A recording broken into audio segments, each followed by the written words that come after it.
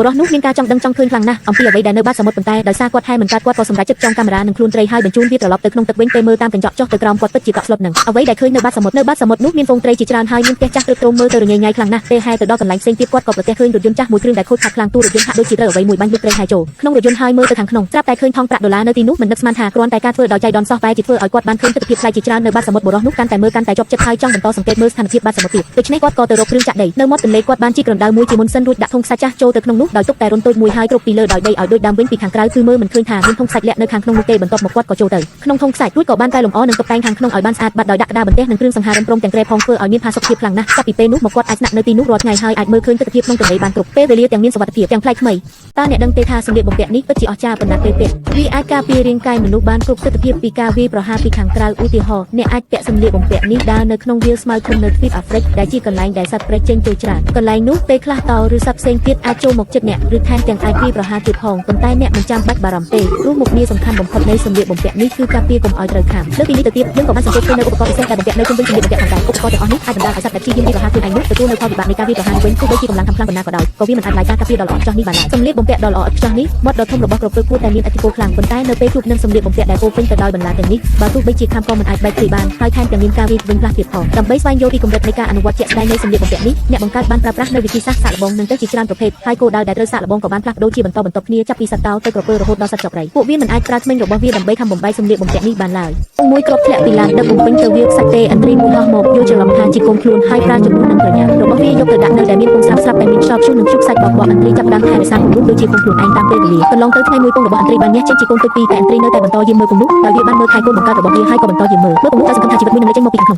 នេះបំផុតថ្ងៃមួយពងនោះបានបែកហើយមានកូនសត្វទីមួយបានយាមចេញមកអន្ត្រីបានចិត្តយ៉ាងចិត្តដាក់ដូចជាកូនទឹកទោះជាយ៉ាងណាក៏ដោយថ្ងៃមួយនៅពេលដែលអន្ត្រីនៅផ្ទះសត្វទីមួយបានមកហើយយកមកពីទឹកកាត់ទៅពេលដែលត្រឡប់វិញហើយគេថាពួកគេមិនតិចវាយំខ្លាំងព្រោះគ្មានអ្នកណាចូលចិត្តគ្មានអ្នកណាសរសើរអ្នកនេសាទនឹងប្រើខ្សែពួរដើម្បីពត់ខ្លួនត្រីឲ្យកង់ដូចធ្នូយ៉ាងប្រុងប្រយ័ត្ននេះគឺជាវិធីសាស្ត្រនេសាទដែលគេហៅថាបច្ចេកទេសពត់ត្រីធ្នូការពត់កង់ដ៏ទន់ភ្លន់នេះអាចធ្វើឲ្យឆ្អឹងក្នុងរបស់ត្រីបាត់បង់សមត្ថភាពចលនាបណ្ដោះអាសន្នដូច្នេះកាត់បន្ថយការប្រើប្រាស់អុកស៊ីសែនរបស់វាក្នុងពេលជាមួយគ្នានោះពួកគេនឹងរក្សាឲ្យមាត់និងរបស់ត្រីបើកចំហតាមរបៀបនេះអ្នកនេសាទអាចអនុញ្ញាតឲ្យត្រីរស់នៅបានច្រើនថ្ងៃទោះបីជាវាត្រូវបានដកចេញពីទឹកក៏ដ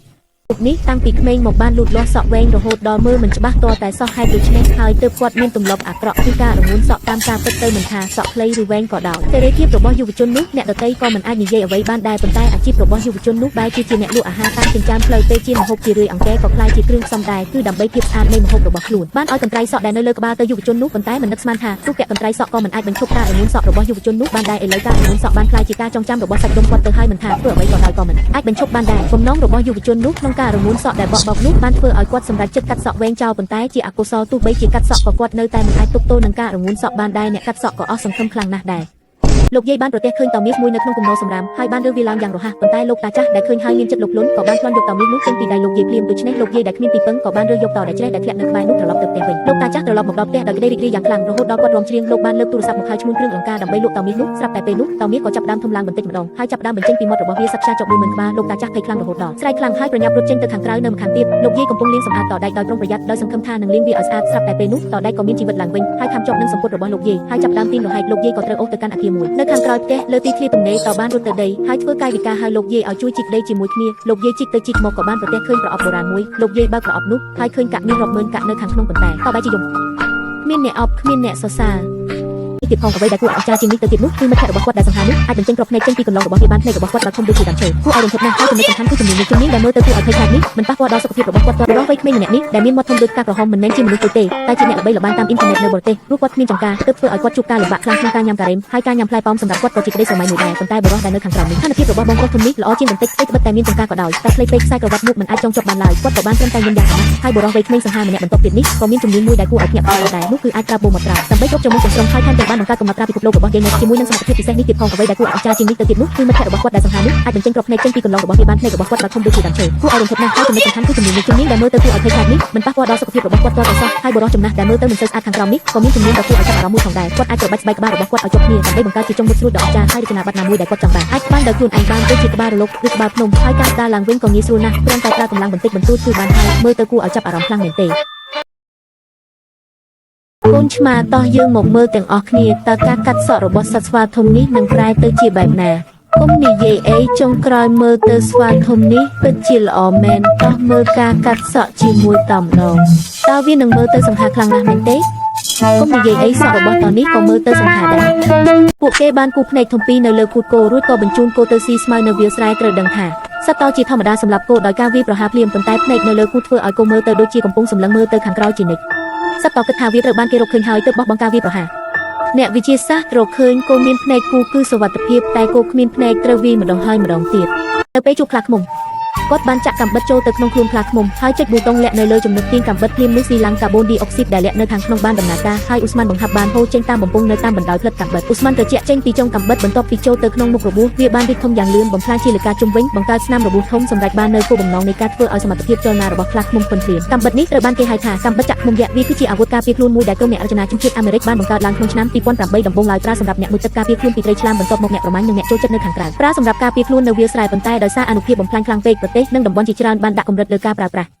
តឈ្មោះនេះសង្ហាខ្លាំងណាស់តែតឈ្មោះដែលដើរមកក្រោយនេះសង្ហាខ្លាំងជាងទៀតទៅជាតឈ្មោះកំណែធំជាងមុនកន្ទុយធំរោមថ្នោតប្រាស់ណាស់កម្រក្នុងតព្រៃក្រំអធិពលវាបងប្អូនខ្លាយជា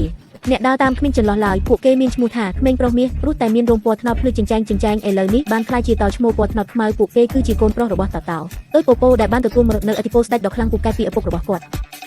វាប្រហារសេះបង្កងប៉ុន្តែជាអកុសលត្រូវជើងអាបីរបស់សេះបង្កងគាត់មួយជើងចំបណ្ដាឲ្យសម្លាប់នៅកន្លែងដំណោះជើងក្រោយរបស់សេះបង្កងមានកម្លាំងបំផ្លាញខ្ពស់និងប្រសិទ្ធភាពការពារខ្លួនខ្លាក្រហមនៅតែចង់ចាប់សេះបង្កងស៊ីឲ្យឆ្អែតតែត្រូវជើងអាបីរបស់សេះបង្កងវាប្រហារយ៉ាងខ្លាំងក្លាខ្លាក្រហមដែលត្រូវជើងសេះបង្កងគាត់ចំគឺស្លាប់នៅនឹងកន្លែងភ្លាមសេះបង្កងពិតជាមិនមែនជាសត្វតូចតាចដែលអ្នករមាញ់អាចចាប់យកបានតែនេះនោះទេចំណែកឯឆ្កែព្រៃដែលលួចវាប្រហារម្ដងហើយម្ដងទៀតនោះមេអំបៅដែលត្រូវមាត់សេះបង្កងកំពុងស៊ីស្មៅខាំស្រែកយំរំដែរហើយសូម្បីតែខ្លាដំបងក៏ត្រូវសេះបង្កងវាយ៉ាងខ្លាំងរហូតគ្មានសមត្ថភាពដែរជួបខ្លាញ់ដែលមិនស្គាល់ស្លាប់បានមកក្បែរសេះបង្កងដើម្បីលួចចំណីស្រាប់តែសេះបង្កងដែលខឹងដូចភ្លៀងមេឃរន្ទះបានដើរទៅទាត់ជួបខ្លាញ់បោះទៅឆ្ងាយភ្លាមតែម្ដងខ្លាឃ្មុំនឹងតដេញតាមដើម្បីចាប់សេះបង្កងស៊ីឲ្យឆ្អែតសេះបង្កងឆ្លាតបានរត់ចូលទឹកខ្លាឃ្មុំនឹងឲ្យចំពុកជើងធាក់ទៅជាអាហាររបស់ក្រពើត្រូវតែនិយាយថាកម្លាំងរបស់សេះបង្កងកំណាចនេះពិតជាមិនគួរមើលស្រាលឬធ្វេសប្រហែលឡើយស្ត្រីម្នាក់កំពុងបូមទឹកមានស្ត្រីចំណាស់ម្នាក់មកសុំទានស្ត្រីនោះក៏ចិត្តពីនេះឲ្យកងដៃនេះគាត់ទៅជាដងចាស់ពិតជាដឹងគុណខ្លាំងណាស់ហើយបានប្រោះព្រោះអាយុគាត់ទៅលើអណ្ដូងទឹកមួយរំពេចក្រោយនេះអណ្ដូងក៏ហូរចេញមកនៅពិតជាច្រើនសន្ធឹកសន្ធាប់មកស្ត្រីនោះក៏ដឹកពេជ្រមួយរទេះមកដល់ហាងលក់គ្រឿងអលង្ការដោយមានចិត្តពីហើយបានចំណាយប្រាក់ជាច្រើនដើម្បីទទួលរបស់ផ្សេងត្រឡប់ទៅផ្ទះវិញដោយមានចិត្តសប្បាយរីករាយបន្ទាប់មកនេះក៏បន្តទទួលបានទឹកជាច្រើនទៀតរហូតពេញប្រអប់ផងមួយនេះក៏បានអញ្ជើញក្រុមសំណងត្រូវប្រើត្បូងពេជ្រដើម្បីសង់ផ្ទះមួយក្នុងការដ្ឋានក៏ចាប់ដើមភ្លាមស្ត្រីនោះប្រើអណ្ដូងទឹកដើម្បីផ្គត់ផ្គង់សម្ភារៈមិនចេះអស់ហើយបន្ទាប់ពីកម្មករខិតខំប្រឹងប្រែងតែជប់ឈរទីបំផុតផ្ទះពេជ្រដ៏ប្រណីតក៏សង់រួចរាល់ដែរ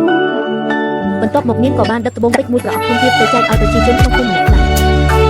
អ្នកក៏ពីដឹងគុណនេះខ្លះតែត្រូវជនអាក្រក់តាមលើពួកគេលួចតាមនាងត្រឡប់មកផ្ទះស្ត្រីនេះបន្តប្រើអណ្ដូងទឹកដើម្បីទទួលបានពេជ្រឯជនអាក្រក់នៅខាងក្រៅមើលឃើញច្បាស់គ្រប់យ៉ាងពេលស្ត្រីនោះមិនបានចាប់អារម្មណ៍ពួកគេក៏លួចអណ្ដូងទឹកនោះទៅបាត់ពេលស្ត្រីនោះដឹងក៏ភ័យខ្លាំងណាស់ហើយក៏ខំប្រឹងប្រែងតាមពួកគេដែរតែជាចំពុកជើងដួលនោះស្ទើរកាត់ពណ៌ទីរោគក្នុងពោះហើយតែសំណាងល្អប្តីនាងត្រឡប់មកវិញគាត់ហ៊ានដេញជនអាក្រក់ឲ្យរត់ហើយដណ្ដើមអណ្ដូងទឹកបានវិញ